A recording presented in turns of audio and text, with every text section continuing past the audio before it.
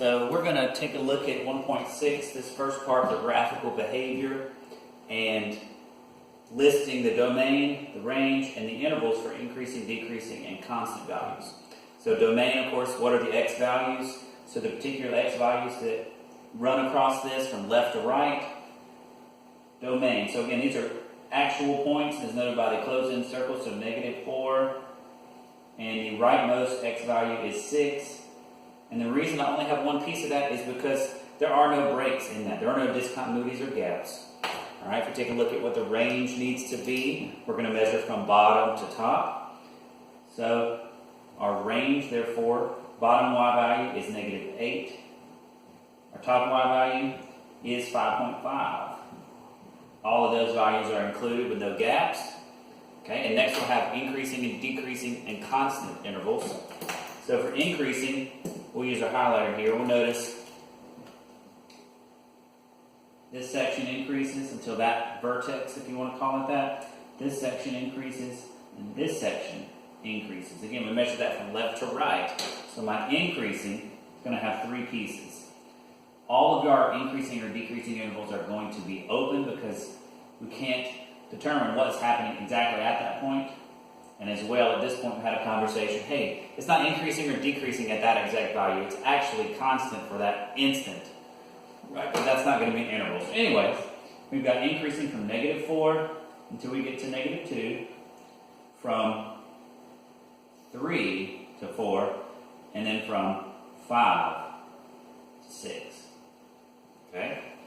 We have decreasing on this piece alone. So we have decreasing there, so we'll go ahead and note that over here, hopefully not off the screen. Decreasing from -2 all the way to 3. Is it 3? Yes, it is. And then constant, we'll have room for that.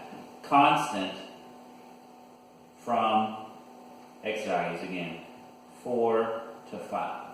Alright, so we don't have any intervals that repeat here, no overlap. If you look at these, they're all completely different intervals. Alright, moving on to the back side. Take a look at that. Let's make sure we can all see that.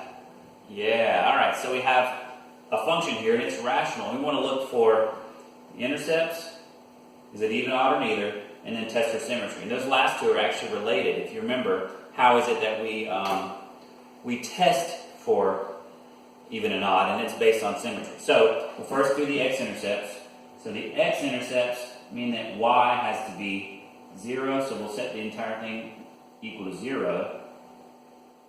And remember, a fraction can only be 0 if the numerator is 0.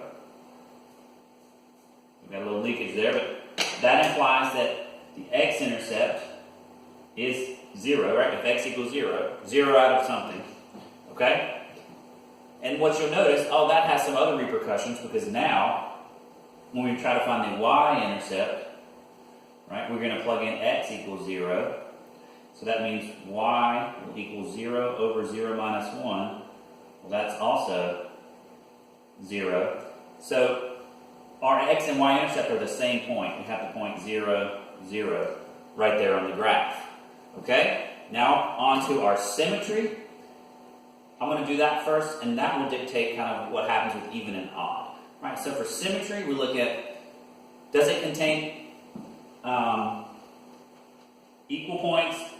If we have the opposite of x or the opposite of y, does it contain complete opposite points?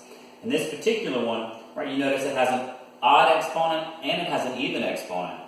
So that's a little bit different, right? It's also related here, but what I want to try is the odd, which would test for origin symmetry. Okay, so that means if we plug in -x, do we get out a -y? So we do that, right? That's going to be y equals negative y equals -x over -x squared minus 1. And what we continue to do then, right, we'll say, okay, that's going to end up being -x over x squared minus 1 equals -y. Well, in order to compare this to the original function, I'm going to have to get y by itself, and to do that, I can multiply by negative 1. And what happens when you do that? You get that y equals x over x squared minus 1. The exact same function as the original. That's a minus. So the consequences of that are that this function has origin symmetry because it passed the test. Again, how do we know that it passed? It provided us with the same function here. And the second thing is that if it has origin symmetry, it's also odd. Okay? So it's odd and it has origin symmetry. Wrote that in the wrong word. Okay? Alright, the next part, 1.7, our final section, we're going to do transformations. So, remember we devised a method changing the inputs anytime there's a horizontal transformation, and we notate that anytime there's something inside the parentheses on our transform notation, that we're going to have to change the inputs.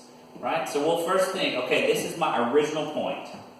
4, 5. So what do I know? I know that when x is 4, the output is 5. So what I want to first do is figure out how I can turn this into 4 so that the output will become 5. So that first order of business is to say, okay, x over 2 minus 1 will give me 4 somehow if this is true, right? So we have x over 2 equals 5, or that x equals 5 halves. Okay? So that is my new x value just from the inside. So initially, I'd have 5 halves, 5. How do I know that's 5? Again, if I can make this inside section equal to 4, then I know the output's going to be 5. So basically it's saying, okay, what did x become so that it made the output 5? 5 halves. Okay? Now we have separate transformations to complete. So we have the negative 3 here, which will be applied to the y. Again, that's outside. And then at the very end, we'll add 4. So if you triple that or multiply by negative 3, we're going to have negative 15. Right? And again, it's still 5 halves. So a negative 15 plus 4, negative 11. Okay? Alright, didn't mean to cross out some of that last part. But here we're moving on to this final problem here.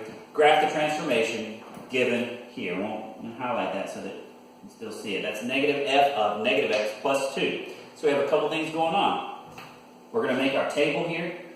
If you have all of our original x coordinates, right, then I want negative x plus 2 to equal those. Right, so I have negative 4, negative 2. And why is that again? Because I want to see what new inputs will create those same outputs. Again, you see how that's a horizontal movement or transformation.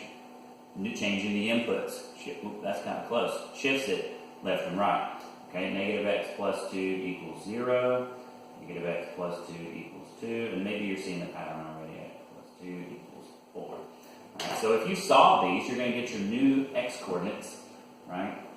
So the new value, the new location of this point, for negative x plus 2 equal negative 4, x has to be negative 2.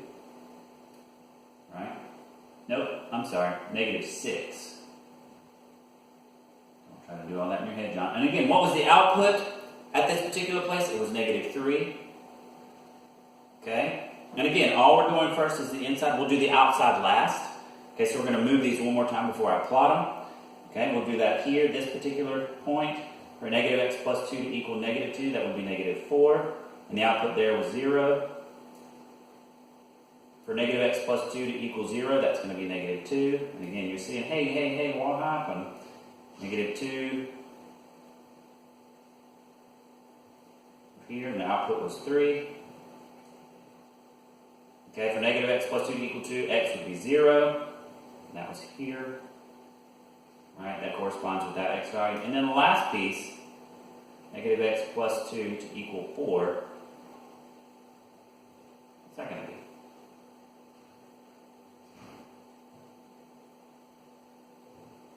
Negative 2 again. The output is negative 3. All right, so if you check back over that, make sure I didn't make a mistake, it happens. Then negative x plus 2 equals negative 4, that's negative 6. Negative x plus 2 will get the negative 2 if that was supposed to be positive, isn't it? And that's positive, and that's positive. You see why it's important to go back over your work, especially if you're teaching this stuff. Anyways, enough sarcasm. Right, notice all the y values, negative 3, 0, 3, 0, negative 3. That's where those came from. Those are the original outputs. What I did, I had to change my inputs to get those. Again, so that is a horizontal transformation. However, we're not done. Now we've got to apply this final piece here. Let's do that in blue. So this part's going to require us to negate all of the outputs. So our new value here would be 6, 3. Here we're going to get 4. You can't negate 0. Hopefully you can see that. Here we're going to get 2, negative 3. 0, 0 is not really going to move any, is it? And negative 2, 3. So these would be the coordinates of our new points. Again, let's see, that was supposed to move left 2, reflect over the y, and reflect over the x. So if we plot those, 6, 3 up here, 4, 0, 2, negative 3, 0, 0, and negative 2, 3. And you'll see, hey, that does have the same shape. There was no stretching involved here, so this was a completely rigid transformation. But you see that it did reflect over both axes, and then it went to the right 2. Now I know that's like, hey, why did it move right 2? It's reflected. Remember, when you negate the x, that makes the relationship opposite. All right, good luck. Bring any questions to me, and we'll take a look at those before the test.